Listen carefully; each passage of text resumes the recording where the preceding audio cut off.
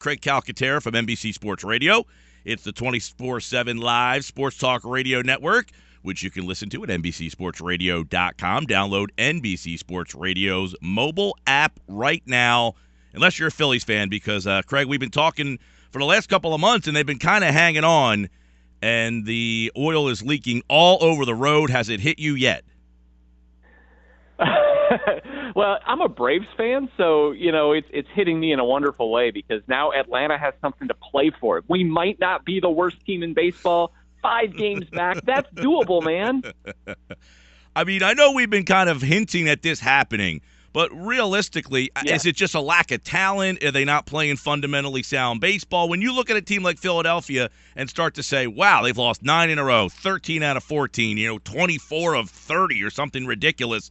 What stands out about what has turned wrong for this team really since that trip that started in Detroit about a month ago? They have not been able to get out of their own way since. Yeah, that was a hard trip, too, because you had Detroit. I think, didn't you have Chicago maybe and Washington or Twice. something on that trip? Who makes the schedule? Who makes the schedule?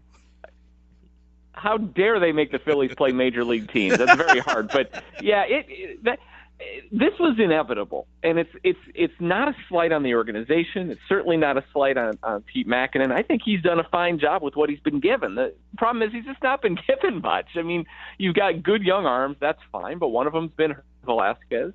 They're inexperienced. They're going to start getting beaten up a little bit. And then you look at the offensive side, right? The pitching is what carried them in the first month and a half of the season. When that regresses, someone else steps up. Well, there's no one to step up. There's just no offensive talent on this team.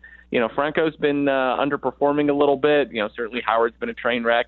But even guys that you might expect to be better, everyone has had a worst-case scenario as far as their production goes, except Herrera, basically.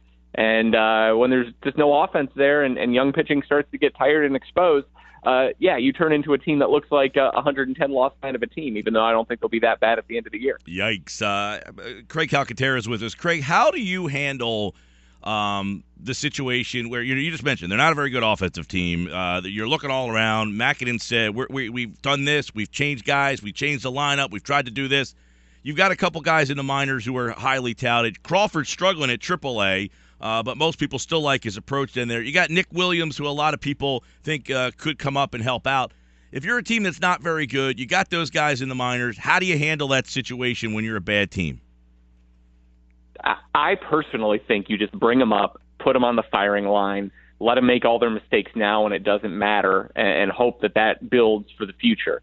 You have nothing to lose here. You have a little bit of service time to lose, I guess, but the Phillies aren't building for 6-7 years from now. I don't think the fans would tolerate that. They need to get these guys experience, a little bit of mileage on the odometer, so next year after that, they could be a little more seasoned. I think you just bring every young player that you think is going to be part of the next good Phillies team, and you play them. And in the meantime, you do things that might even be harder on the fans right now. You trade Jeremy Hellickson, for example, an innings eater, could probably help somebody. Maybe you get a bat that could work in a couple of years. I mean, right now you just try to maximize the future, realize that the only reason to go to the ballpark at this point is to watch the Fanatic.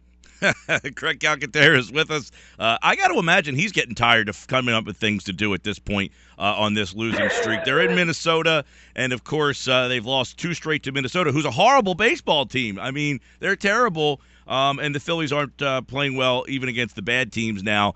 Aaron Nola has been really struggling, and, Vincent Velasquez threw last night. He threw 97, so I guess it's a good sign. Do you think the young pitching will turn it back around to keep them respectable? Because the way it's going now, as you mentioned, they were pitching really well, and that's why they were in the games, but he's starting to get concerned that these young guys are even, I don't want to say hitting the wall yet. It's a little early to be saying that, right?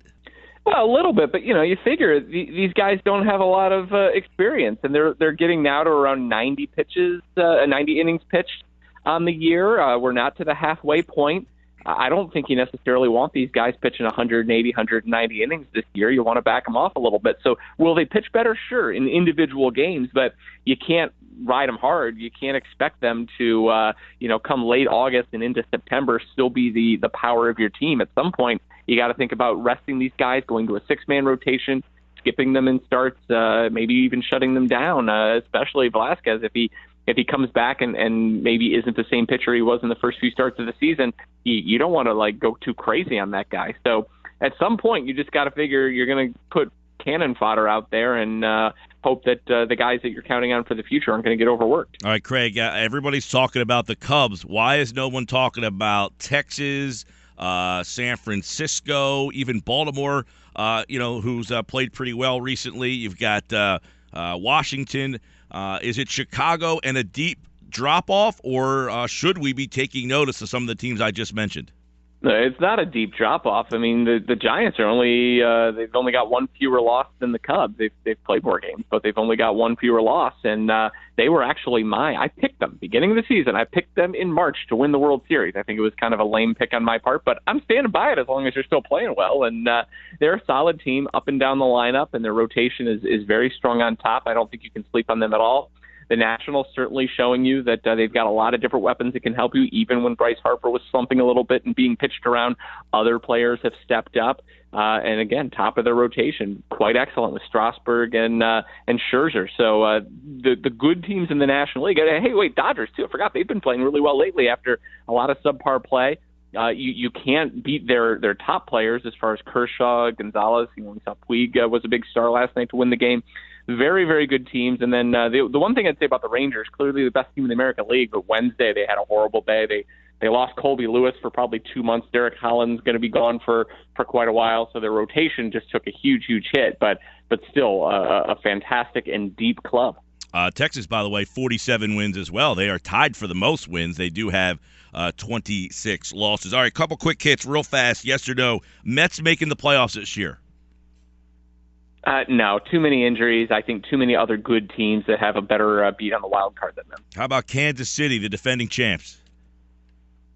Yeah, I think so. I think they'll figure this out. The American League Central is pretty volatile, and they're holding their own right there right now. All right, which of these playoff teams from last year get in, Toronto or Houston? Houston has turned it around. I know their record right now is only one game over 500, but they've been one of the best teams since the beginning of May. Their bullpen has certainly turned it around. Been doing great for almost 2 months. So much talent there. I think they're going to have a reverse of their 2016 when they swooned late and were 2015 when they swooned late and were good early. This year, I think they're going to be good late, and I think they're going to make it in. Okay, so then does Cleveland win the division, or does Boston get the other wild card? Very good question. Boston's got some problems right now. Cleveland's pitching has been fantastic. I picked them to do this last year to just go on the power of their rotation. It didn't work. Looks like it's doing it this year. I think Boston's going to see some regression from some of their young position players, and unless they make a big trade or two for some starting pitching, they're just not quite as good as they looked early in the season. Craig Calcaterra. By the way, the Phillies are a minus 108, worst in baseball. Does that make them the worst team in baseball? They're certainly playing the worst baseball right now. I think as far as organizations go, I tend to look at 2- and 3-year windows. I'd rather be a Phillies fan right now than, say, a Braves fan, a Reds fan, a Rockies fan, something like that. We'll close out on that. Craig Calcaterra with us here from NBC Sports, the 24/7 live sports talk network, which you can listen to at NBCSportsRadio.com. Download the NBC Sports Radio mobile app today. Always a pleasure, Craig. We look forward to it again. Thank you very much.